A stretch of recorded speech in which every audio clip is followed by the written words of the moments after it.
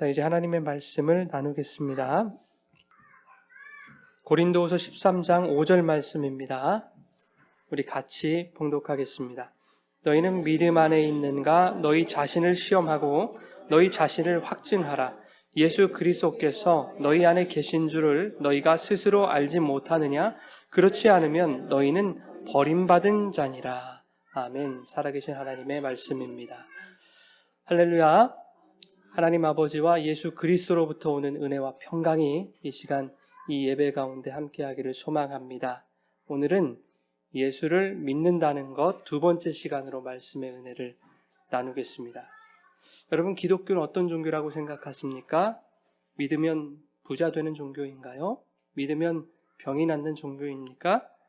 기독교는 부자가 되는 종교도 병을 고침받기 위한 종교도 아닙니다. 기독교가 내가 목적하는 것을 이루기 위한 수단이 되어서는 안 되는 것이요. 오히려 하나님이 목적하신 대로 순종하는 종교, 하나님을 따르는 종교가 바로 우리 기독교입니다. 누가복음 18장에 보면은요, 부자 관원이 예수님께 이렇게 질문합니다.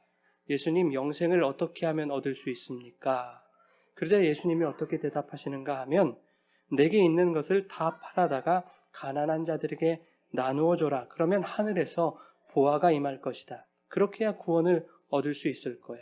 그렇게 해야 영생을 얻을 수 있을 거야. 이렇게 대답하셨습니다. 그런데 예수님의 대답 거기서 끝난 것이 아니라 뒤이어 이렇게 첨언하십니다. 그리고 와서 나를 따르라 하시니. 이 부자가 이 말씀을 듣고 심히 근심했습니다. 여러분, 주님을 따른다는 것은 충분히 근심스러운 일이 될 수도 있습니다. 누군가에게는. 부자가 되기는커녕 있는 것도 다 나눠줘야 되기 때문입니다. 예수 제대로 믿었다가는 쪽박차기 딱 좋은 거예요. 그러니 근심이 안 되겠습니까? 그런가 하면 그물도 버리고 배도 아버지도 버려두고 예수를 따르는 사람들도 있었습니다. 베드로, 안드레, 요한, 야고보, 예수님의 제자들이었습니다. 그들은 예수를 따르기 위해 가장 중요한 것들을 버렸습니다. 이처럼 예수를 따르는 것과 따르지 않는 것 사이에는 버리고 움켜쥐고의 갈등이 존재합니다. 마가복음 10장에 보면 바디메오 이야기가 나옵니다. 예수님이 그 불쌍한 맹인 거지 바디메오에게 이렇게 물으십니다. 내게 무엇을 해주기 원하느냐? 대답은 뻔한 거 아니겠습니까? 예, 보기를 원합니다. 그러자 예수님이 이렇게 말씀하십니다. 내 원대로 내가 보게 될 것이다 라고 말씀하시는 것이 아니라 가라, 내 믿음이 너를 구원하였다. 이렇게 말씀하시는 것이요. 예수님과 사람이 만났을 때 그 만남을 통해 사람이 기대하는 소망과 그 만남에서 이루기 원하시는 예수님의 목적은 참으로 다른 것 같습니다. 사람들이 원하는 것은 병이 낫는 것 혹은 기적이 일어나는 것이지만 설사 그 병이 낫는다 할지라도 기적이 일어난다 할지라도 예수님이 그에게 궁극적으로 원하시는 것은 무엇이겠습니까? 바로 구원이라는 것입니다. 그런데 바디메오 이야기에서 우리가 중요한 사실 하나를 놓칠 때가 참으로 많습니다. 성도가 예수님께 진정으로 가져야 할 그 소망이 무엇인가 하는 부분입니다. 맹인 바디메오가 예수님의 구원 선포 이후에 앞을 보게 되었습니다. 그리고 어떤 일이 일어나는가 하면 예수를 길에서 따르게 되었다고 성경이 말하고 있습니다. 눈을 뜨고 끝나는 것이 아니라 예수를 따르게 되었다라고 말하고 있는 거예요. 저는 바디메오 이야기를 묵상할 때마다 이런 생각을 해봅니다. 바디메오가 눈을 뜨기 원한 것은 대단한 결단과 각오가 있었기 때문이다. 예수를 따르겠다는 그 굳은 의지와 결단 없이는 눈뜨기를 바라는 것은 불가능하지 않았을까라는 것입니다. 바디메오는 눈뜨기 원하는 그 마음보다 앞서서 예수를 따르기 원하는 마음을 가졌을 것이다. 저는 그렇게 생각합니다. 당시에 앞을 보지 못한다는 것은 매우 심각한 장애로 여겨졌습니다. 자칭 경건한 사람들은 이런 장애를 가진 자들이 먹고 살아갈 수 있도록 호의를 베푸는 것이 매우 자연스러운 그 당시의 분위기였습니다. 그런데 이런 중증 장애인들은 거리에서 종종 이렇게 외치고는 했습니다. 여러분 나에게 호의를 베풀어 주십시오. 내가 지금 당신들에게 하나님으로부터 복을 받을 수 있는 기회를 제공하고 있는 것입니다. 당돌하죠, 여러분? 장애를 악용하여서 불의를 정당화하고 있는 것입니다. 앞을 보지 못하는 장애가 있다는 것은 여러분 무슨 말입니까? 먹고 사는 데에는 어느 정도 해결해 나갈 수 있다라고 하는 뜻과 같은 거지요. 오히려 눈을 뜨게 되면 앞으로 먹고 사는 문제가 더욱 막막해질 수 있는 겁니다. 그러나 바디메오가 눈을 뜨고자 했던 것은 그 먹고 사는 문제보다 의롭게 살기 원했기 때문일 것이다 하는 것이 저의 묵상입니다. 눈을 떠서 먹고 사는 길이 막막해지더라도 예수님을 따르는 그 의로운 길에 서고 싶다라는 마음이 들지 않았을까? 이전에 불의한 나의 모든 삶을 청산해버리고 나와는 전혀 다른 그 예수님의 의로움에 동참하고 싶다라는 마음이 그에게 들지 않았을까라는 것이 저의 묵상입니다. 지난주 말씀에서 여러분 하나님이 이스라엘을 선택하시고 그들을 아름답고 광대한 땅, 젖과 꿀이 흐르는 그 가나안 땅으로 데려가겠다고 약속하셨습니다. 그런데 이스라엘을 애굽에서 인도하셔서 홍해를 건너게 하시고는 그들을 어디로 인도하십니까? 광야로 인도하세요. 40년 뺑뺑이를 돌리시는 겁니다. 성경은 하나님이 이스라엘에게 광야를 허락하신 것에 대해서 뭐라고 표현하고 있냐면 그들을 낮추시고 그들을 시험하기 위함이다 라고 말씀하셨어요. 도대체 왜 그들을 시험하셨을까요? 광야의 고된 훈련 가운데에서도 그들의 마음이 여전히 하나님께로 향해 있는지를 알고 싶으셨던 겁니다. 힘들고 어려운 그 광야의 척박한 현장 속에서도 이스라엘이 하나님을 따를 것인지 그렇지 않을 것인지를 알고 싶으셨기 때문입니다. 그래서 광야를 통해 시험하셨던 거예요. 고대 이스라엘부터 시작되는 이 기독교는요, 하나님이 이미 계획하신 이 광야라는 길을 걷는 것과 무관하지가 않습니다. 기독교 신앙이라는 것은 어쩌면 제자들처럼 그리고 바디메오처럼 나의 것을 버리고 포기하는 것을 선택하면서까지 제 발로 하나님이 열어두신 그 광야를 찾아 들어가는 것이 아닐까 저는 그렇게 생각합니다. 기독교는 하나님이 허락하신 그 광야가 힘들고 고통스럽다고 하여 뒤돌아서 애굽으로 향하는 것이 아닙니다. 그 광야 가운데 함께 하실 뿐만 아니라 구름 기둥과 불 기둥으로 앞서가시는 그 하나님 바라보고 그분을 따라가는 것이 우리 기독교이죠. 언약궤로 먼저 앞서가시는 하나님의 그 임재하심을 따라가는 것이 우리 기독교입니다. 창세기 12장에 하나님이 아브라함을 부르실 때 내가 내게 보여준 땅으로 가라 이렇게 말씀하지 않으셨지요. 내가 내게 보여줄 땅으로 가라. 옛날 성경으로는 내가 내게 지시할 땅으로 가라 이렇게 말씀하셨어요. 어디로 가야 될지 모르는 겁니다. 가게 될 그 땅에 대해 어떠한 정보도 없는 것이고 어떠한 경험도 없는 거예요. 그러니 막막합니다. 두렵습니다. 어딘지도 모르는 그곳을 향해 가는 그 여정이 여러분 순탄했겠습니까? 힘들고 고된 것은 불을 보듯 뻔한 일입니다. 그런데 성경은 아브라함이 여호와의 무엇을 따라갔다? 말씀을 따라갔다라고 기록합니다. 아브라함은 눈에 보이는 세상적인 상황이나 형편을 따라간 것이 아니라 지금 당장 가시적으로 보이지는 않지만 그래도 보이지 않는 그 하나님의 말씀, 그 하나님의 인도하심을 따라간 것이지요. 아브라함은 우리에게 무엇을 의미합니까, 여러분? 아브라함은 영적인 이스라엘로서 오늘날 우리 교회들, 우리 성도들을 의미하는 거예요. 그래서 아브라함이 행해갔던 모든 행적을 통해서 우리 성도의 삶을 말씀하시는 겁니다. 그렇다면 오늘 성도들 또한 눈에 보이는 것들, 확실해 보이는 세상적인 증거들을 따라가는 것이 아니라 하나님의 말씀이 인도하시는 그 하나님의 길, 하나님의 말씀을 따라가야 된다, 하나님의 은혜를 따라가야 된다라고 하는 것을 아브라함의 이야기를 통해 우리에게 선례로서 보여주고 계시는 것입니다. 그것이 바로 기독교이고 그것이 바로 기독교의 믿음이다라고 하는 것을 말씀하시는 것이지요. 이스라엘이 광야에서 하나님을 따라가는 것, 그것은 그들의 삶의 길임과 동시에 신앙의 길이었습니다. 신앙, 곧 믿음이라고 하는 것은 언제나 삶의 현장 속에서 나타나게 되어 있는 거예요. 삶의 현장 속에서 신앙이 성숙하게 되어 있는 것입니다. 즉 이스라엘이 걸어간 광야가 그들의 인생길이었다고 한다면 그 광야 속에서, 그 인생길에서 그들의 신앙이 성숙되고 완성되어 간다라고 하는 것입니다. 그렇다면 광야라는 그 길은 하나님께서 당신의 백성들을 완성시키시기 위한 길이고, 그 광야라는 길은 하나님의 은혜와 구원을 설명하시기 위한 것임이 분명하다고 하는 것이죠. 그런데 그 은혜와 구원을 설명하시려는 실체가 이 땅에 오신 겁니다. 그분은 이 땅에 하나님의 말씀으로 오신 예수 그리스도입니다. 요한복음 1장 14절에 뭐라고 말씀합니까? 말씀이 육신이 되어 우리 가운데 거하셨다라고 말씀하죠.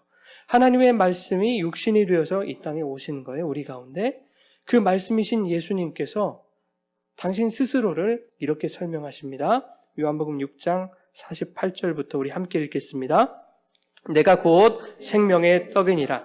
너희 조상들은 광야에서 만나를 먹었어도 죽었거니와 이는 하늘에서 내려오는 떡이니 사람으로 하여금 먹고 죽지 아니하게 하는 것이니라.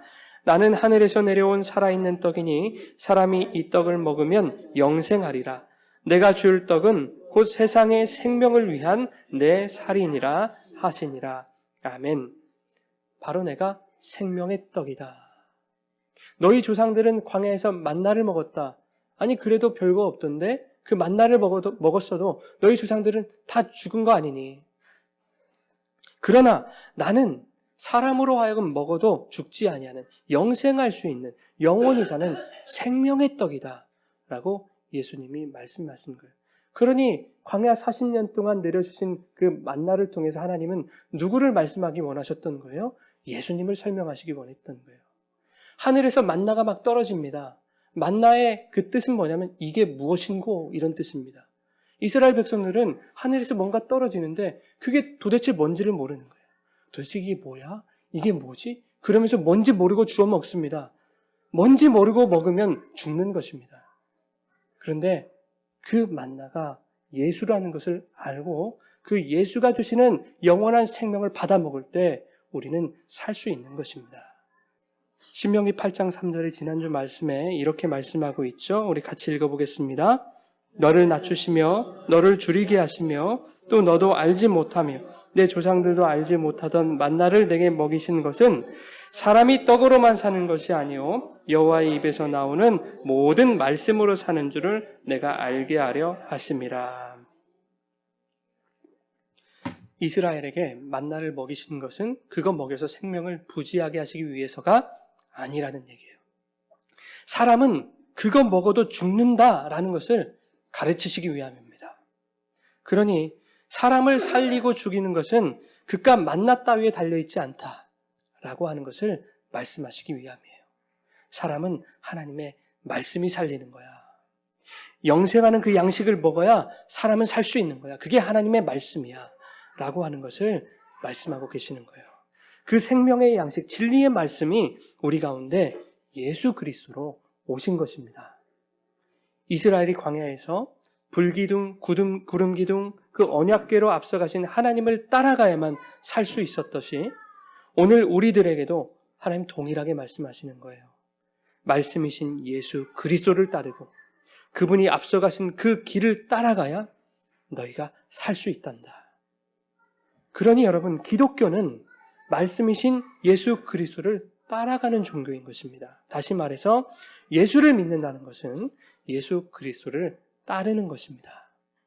예수가 살아가신 그 삶을 살아가는 것이고 예수가 걸어가신 그 길을 따라 걷는 것, 그것이 바로 예수를 믿는 것이다 하는 것입니다.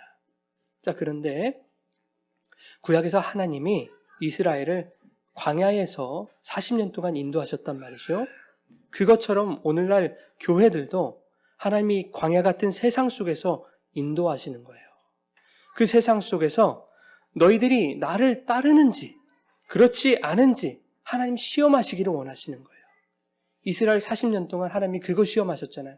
너희들이 나를 따르는지, 너희 속에 나를 향한 마음이 있는지 아닌지 그거 시험하셨잖아요.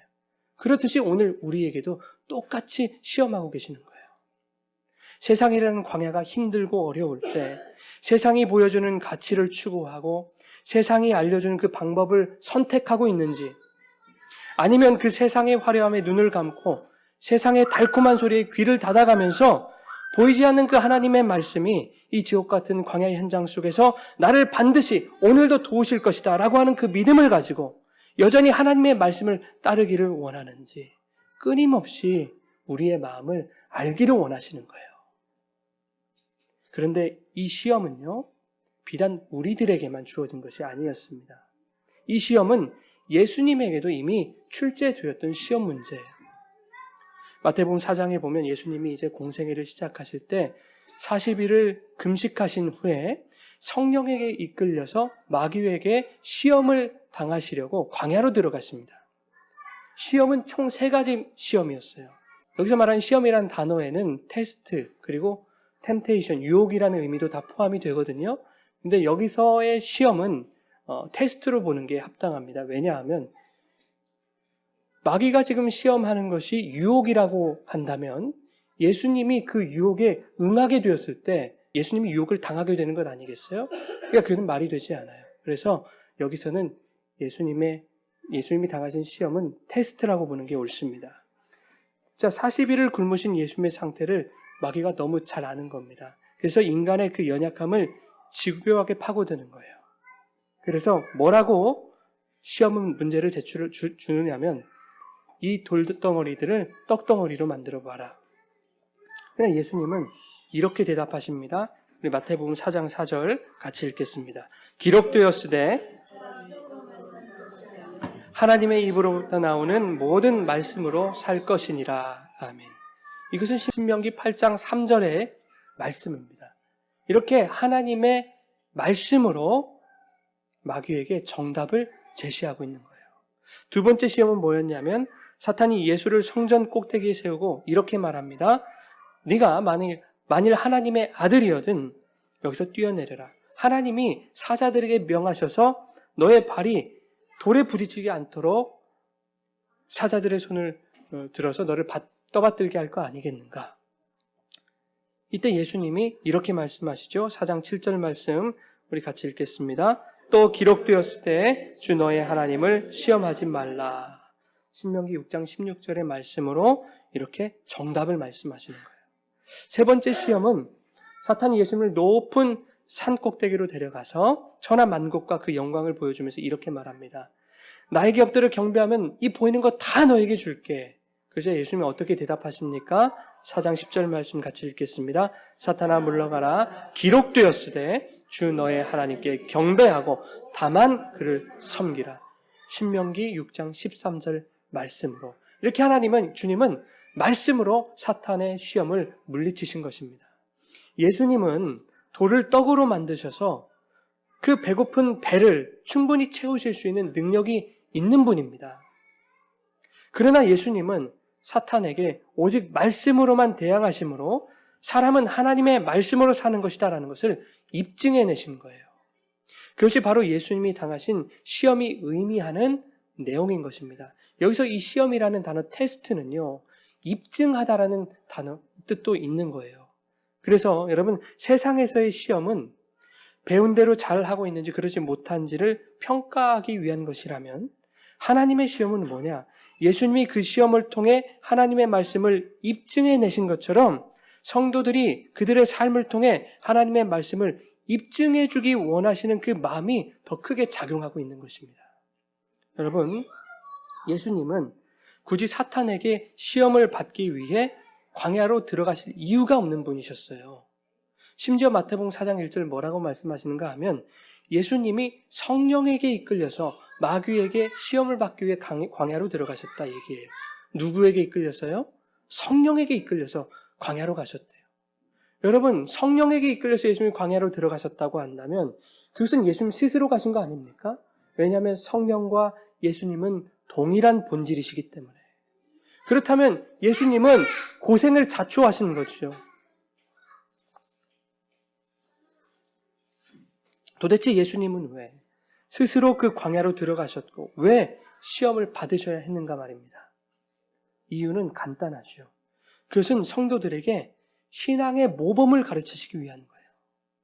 쉽게 말하면 솔선수범하신 겁니다. 시험으로 하나님의 말씀을 입증해내는 모델을 스스로 보여주신 거예요. 예수님은 말씀이시고 그 말씀은 진리이기 때문에 자신 스스로가 먼저 그 말씀대로 완벽하게 살아내셔야만 했던 겁니다. 하나님이 이스라엘에게 광야길을 걷게 하셨던 것처럼 예수님도 광야를 통과하셔야 했던 것이요.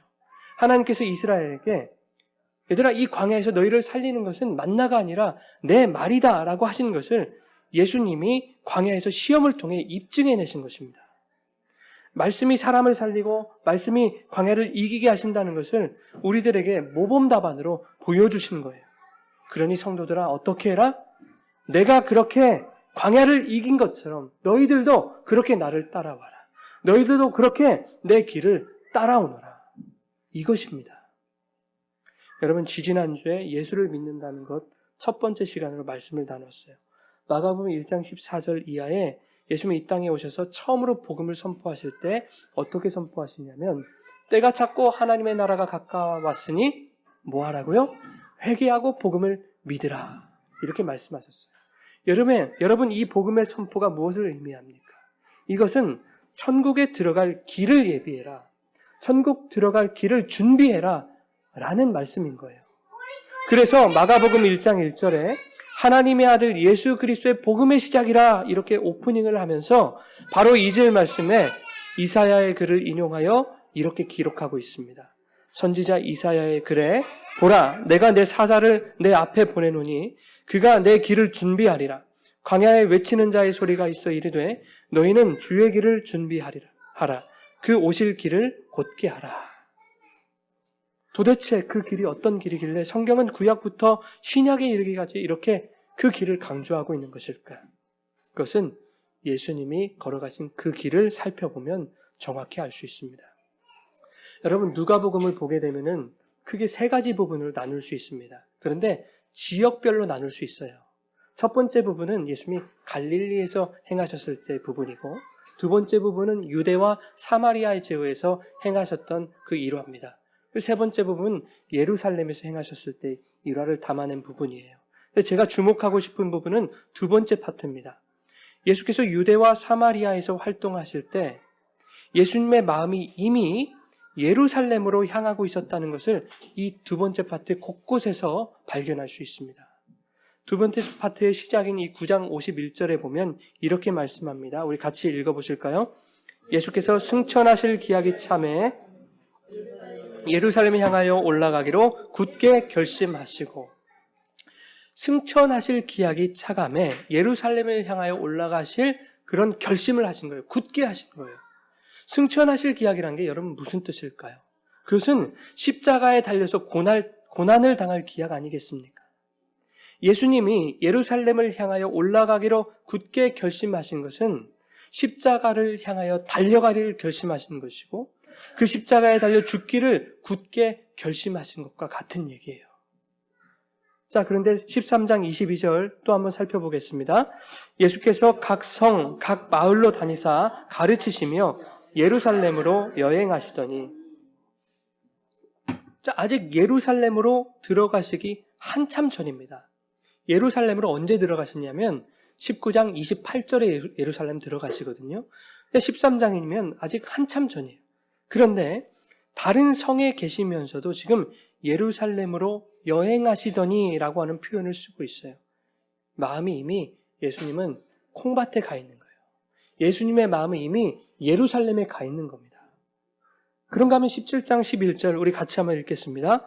예수께서 예루살렘으로 가실 때에 사마리아와 갈릴리 사이로 지나가시다가, 예수님이 어디를 가시든지 지금 예수님의 목적지는 어디를 향하고 있습니까? 예루살렘을 향하고 있는 거예요.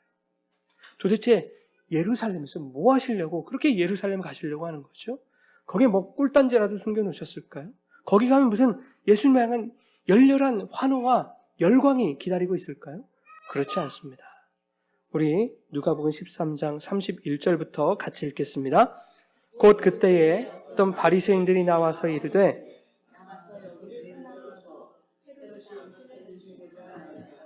이르시되 너희는 가서 저 여우에게 이르되 오늘과 내일은 내가 귀신을 쫓아내며 병을 고쳐다가 제3일에는 완전하여지리라 하라. 그러나 오늘과 내일과 모레는 내가 갈 길을 가야 하리니 선지자가 예루살렘 밖에서 죽는 법이 없느니라. 아멘. 예루살렘 왜 가시려는 겁니까? 죽으러 가시는 거예요.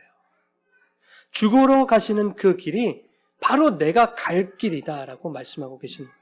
여러분, 예수님처럼 그렇게 험난한 광야길을 걸어가신 분이 또 어디 있습니까? 예수님과 같은 그 가시밭길을 걸어가신 분이 또 있을까요, 여러분? 하물며 예수님은 그 길을 스스로 선택하셨습니다. 예수님의 모든 삶의 방향과 목표가 그 길에 있었습니다. 억지가 아니었죠. 간절히 원했던 그 길이었어요. 어떻게 해서든 그 길을 걸어가기 위해서 예수님의 모든 인생을 거기에 쏟아 부으신 겁니다. 왜 그러셔야만 했을까? 그것은 말씀이 육신으로 오신 예수 그리스도께서 하나님의 말씀을 인간의 몸으로 완벽하게 입증해내셔야 됐기 때문입니다. 사탄의 시험을 통과하셔서 하나님의 말씀을 입증하신 것처럼 그렇게 입증하셔야 됐기 때문이에요. 신명기 8장에 하나님이 이스라엘에게 광야를 걷게 하신 것, 왜 걷게 하셨다고 했죠? 시험하시기 위함이다. 거기서 시험이라는 단어는요, 테스트의 의미도 있지만 아까 말씀드렸듯이 입증하다라는 의미가 매우 강합니다. 다시 말하면 이스라엘의 그 광야 40년이라는 그 시간 동안 하나님께서 그들을 시험하시는 것으로서 하나님의 말씀과 약속을 입증하시겠다라는 거예요. 너희들 광야가 저주라고 생각하니? 징벌이라고 생각하니? 그렇지 않아. 내가 너희로 하여금 이 광야를 통과하여 너희에게 약속한 그 땅에 반드시 들어가게 할 것인데 그것을 이 40년의 광야의 시험으로 내가 입증해낼 거야. 너의 삶을 통해서 내가 입증해낼 거야. 그것이 하나님의 시험인 거예요. 그런데 이스라엘 백성이 능력이 많아서 그 시험을 이기고 통과한 것이 아니죠. 40년 그 광야의 현장 속에서 하나님이 늘 그들과 함께 하시고 늘 은혜를 베푸심으로 말미암아 이스라엘이 광야의 시험을 통과하도록 하신 거예요. 그러니 하나님이 약속하신 그 말씀대로 하나님이 다 이루시는 겁니다. 시험을 이기고 통과하게 하신 이가 누구십니까? 바로 하나님이시라는 거예요. 그것처럼 오늘 우리들이 살아가는 이 세상이라는 광야 가운데도 그 하나님의 은혜가 동일하게 부어질 것이다 라는 것을 예수님을 보내주심으로 우리에게 말씀해 주시는 거예요. 그 은혜는 예수 그리스도의 십자가로서만 주어지는 것이다 라고 하는 것을 성경이 우리에게 전해주고 있습니다.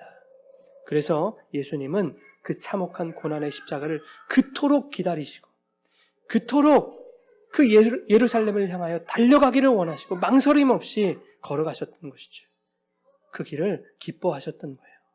그 길을 완주하셔야만 하나님의 말씀이 성취되는 것이고 그 길을 완주하셔야만 사랑하는 당신의 백성들이 그 광야를 이겨낼 수 있기 때문이었습니다. 누구를 위한 거예요? 우리를 위한 거예요. 예수님의 십자가 지심, 예수님의 예루살렘의 그 죽으심은 우리를 위한 것입니다. 우리가 그 시험을 이기게 하시려고. 우리는 우리의 힘으로 이 광야라는 시험을 이길 능력이 없습니다. 은혜가 부어지지 않으면 그 누구도 광야를 통과할 수 없습니다. 그러나 우리에게 주신 은혜는 무엇입니까? 이미 이겨내신 예수 그리스도 안에서 선험적으로 그 승리를 경험하게 하신 거예요. 예수의 승리로 인해서 우리에게도 그 승리가 이미 주어졌다고 하는 것입니다. 그래서 우리의 모습이 연약할지라도 이미 하나님의 말씀을 입증하신 그 예수님이 우리의 삶을 끌고 가셔서 우리의 인생을 견인하셔서 기필코 성도의 삶 속에서도 하나님의 말씀이 이루어지고 입증되도록 도우시고 붙들어 주시는 것입니다. 이것이 저와 여러분에게 주어진 은혜인 줄 믿습니다. 우리가 이 은혜 안에 속해 있다면 이미 주님이 가신 그 길을 따라가는 것이요 너무나 당연한 것 아니겠어요? 주님이 가신 길과 내가 걷는 길이 다르다고 한다면 여러분 그 자는 그 은혜에 머무는 자가 아닙니다. 그 은혜 안에 있는 자가 아닌 거예요. 여러분 어디를 향하여 걸어가고 계신지 잘 점검해 보시길 바랍니다. 나의 안위를 위한 삶으로 걸어가고 계십니까? 나의 성공과 나의 건강과 내 뜻대로 되어지는 그 길을 따라가기를 원하십니까? 그러면 그 자는 주님의 은혜 안에 거하는 자가 아니라고 하는 거예요. 예수님은 하나님과 동등한 분이심에도 불구하고 자기를 부인하시고 종의 형체, 사람의 몸으로 이 땅에 오셨습니다. 그런데 우리는 신앙의 성숙이라는 이름으로 어떻게 하면 자신의 죄인된 존재를 가릴까를 먼저 생각합니다. 예수 잘 믿었더니 내가 이렇게 괜찮은 사람도 있다고. 열심히 노력했더니 내가 이런 복을 받았다고. 자기를 부인하기는커녕 자기 신앙과 열심을 자랑하기 급급한 우리의 모습이 있지 않습니까? 여러분, 예수님이 우리에게 말씀하시잖아요. 누구든지 나를 따라오려거든 자기를 부인하고 자기 십자가를 지고 나를 따를 것이니라. 예수님은 십자가에서 죽으셨어요. 그래서 그 길 따라오라고 하시니 우리는 죽으려고 하지 않습니다. 어떻게 하면 내가 더 잘 살까를 생각하는 거예요. 어떻게 하면 내가 더 성공할까를 생각하고, 이 교회 안에서도 어떻게 하면 저 사람보다 내가 더 많은 은혜를 획득할까를 생각합니다. 어떻게 하면 내가 더 믿음 좋아 보일까를 생각합니다. 어떻게 하면 내가 더 예쁘게 포장될 수 있을까? 그것을 생각합니다. 하나님의 뜻이 아닌 것이죠. 내가 그리스도와 함께 십자가에 못 박혔다면서요. 그래서 이제는 내가 사는 것이 아니라 내 안에 예수 그리스도께서 사시는 것이라면서요. 그 신앙의 고백이 우리 안에 있는데 왜 우리의 삶에서는 그것이 나타나지 않습니까? 입에서는 나타나는데 왜 우리의 삶에서는 그 고백이 나타나지 않는 것입니까? 이제 내가 육체 가운데 사는 것은 나를 사랑하사 나를 위하여 자기 몸을 버리신 하나님의 아들을 믿는 믿음 안에서 사는 것이라. 이렇게 고백하지 않습니까? 그 믿음 안에 살아가는 성도라면 그들이 걸어가는 신앙의 길은 예수님이 걸어가신 십자가의 길이 되어야 되는 것이 마땅하지 않겠습니까?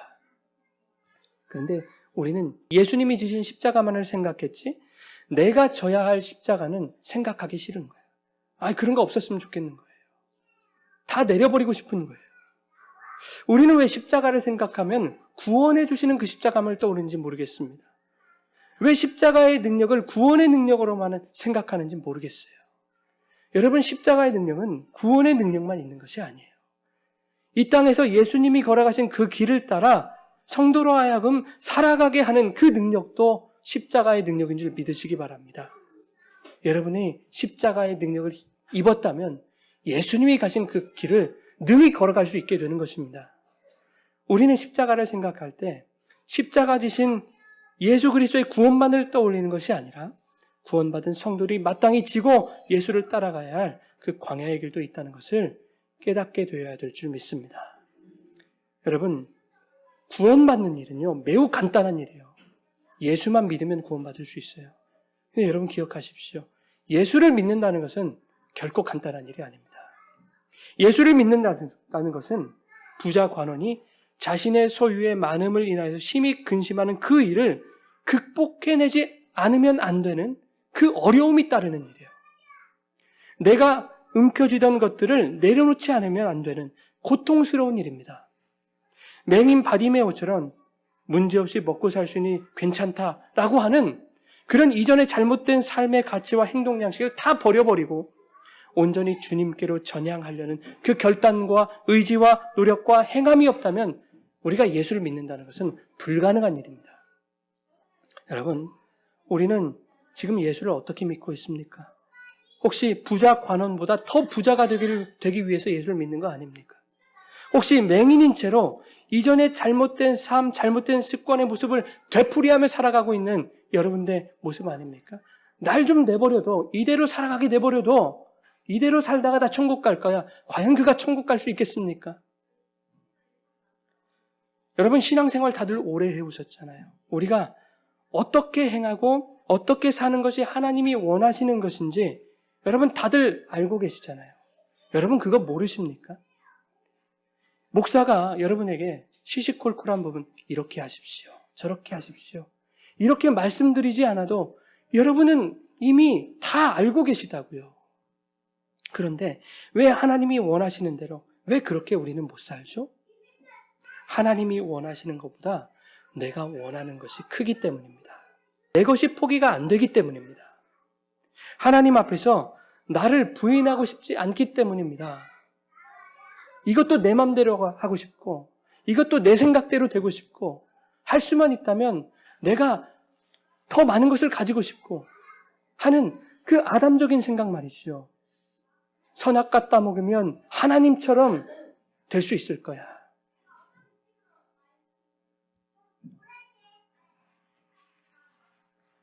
여러분, 우리 오히려 신앙의 노력, 열정, 열심을 통해서 그 하나님을 구워 삶아서 내가 원하는 것 바꾸려고 하고 있지 않습니까? 여러분, 그러한 모습으로는 절대 예수님 따라갈 수 없습니다. 예수님 다 버리고 따라오라고 얘기하지 않습니까? 네 것을 다 버리고 다 팔아버리고 그리고 예수님 따라오라고 얘기하지 않습니까? 여러분, 그런 모습으로는 절대 예수님 따를 수 없어요. 그것은 예수님을 믿는 신앙이 아닙니다. 나를 사랑하사 나를 위하여 자기 몸을 버리신 하나님의 아들을 믿는 믿음 안에서 사는 것이라. 정말 그 믿음 안에서 여러분 살고 계십니까? 여러분 오늘 하나님 말씀 앞에서 심각하게 점검하시기 바랍니다. 오늘 본문 말씀 같이 읽겠습니다. 너희는 믿음 안에 있는가? 너희 자신을 시험하고 너희 자신을 확증하라. 예수 그리스도께서 너희 안에 계신 줄을 너희가 스스로 알지 못하느냐? 그렇지 않으면 너희는 버림받은 자. 얼마나 무서운 말씀이세요. 정말로 우리가 예수를 믿는 그 믿음 안에 있는지 시험하고 점검하라고 말씀하세요. 주님이 너희 안에 계심을 입증해보라고 말씀하십니다. 여러분, 주님이 우리 안에 계신지 그렇지 않은지 어떻게 시험하고 우리가 검증하고 입증할 수 있습니까? 우리가 예수 안에 있는지 어떻게 우리 스스로 알 수 있습니까? 그것은 우리들의 삶이 증명하는 것입니다.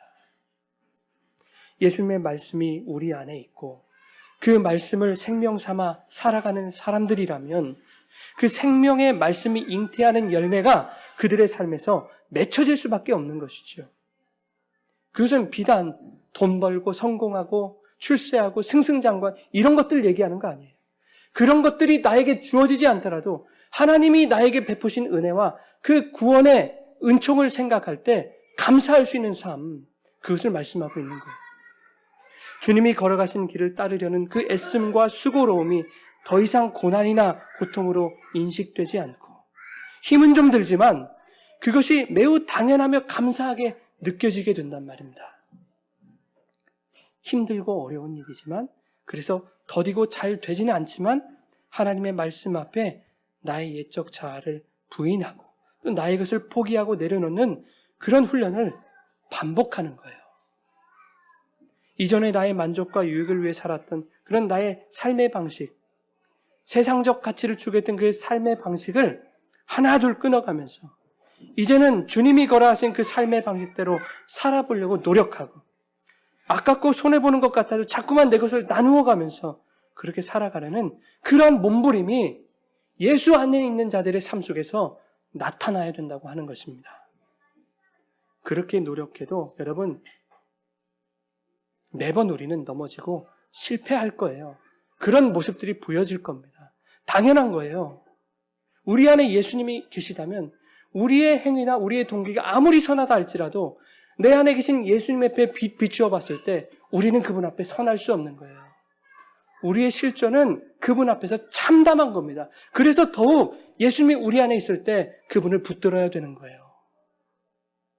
여러분 그렇게 매번 넘어지고 실패하는 나 자신을 발견할 때마다 더욱 주님을 붙들고 주님의 은혜를 구하게 된다면 그 삶이야말로 광야의 시험 가운데서도 하나님의 말씀을 삶으로 입증해내려는 그러한 삶이 될 것입니다.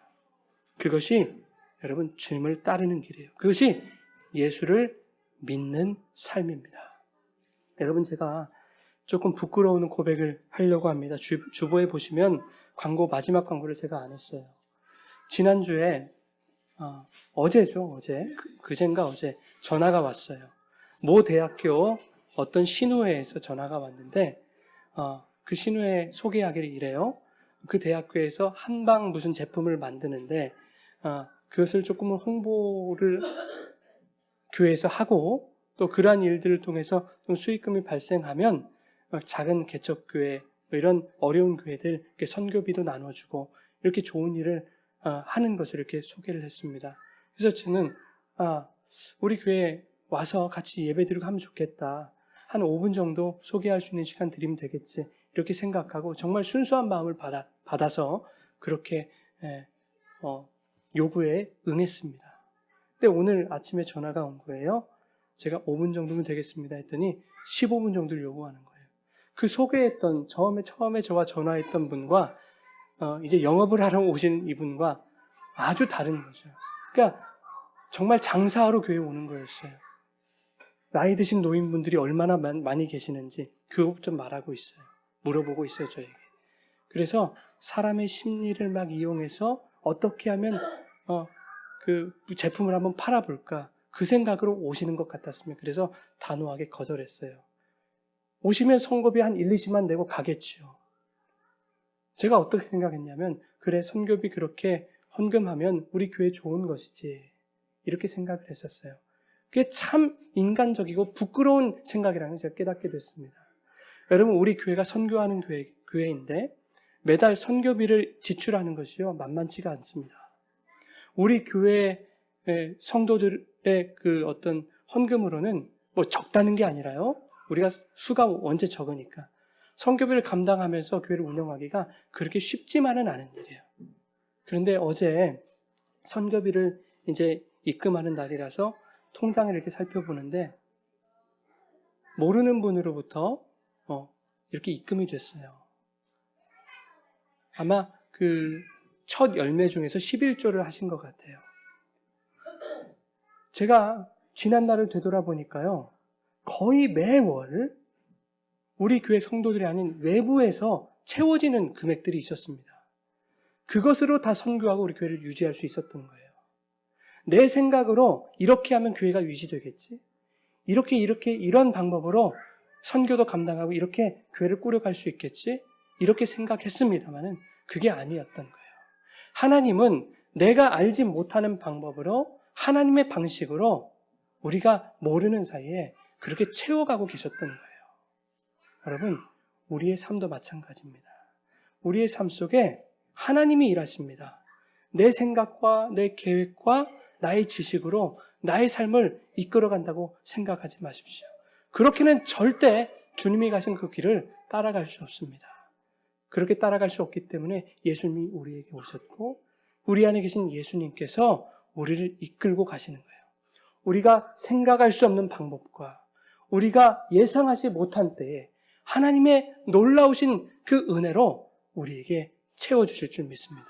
여러분의 인생 가운데 채워주실 줄 믿습니다. 그 주님을 붙드십시오. 그 주님을 의지하십시오. 그 주님만을 소망하십시오. 그렇게 예수를 따르고 그렇게 예수를 믿는 저와 여러분의 복된 삶이 되기를 주님의 이름으로 축원합니다.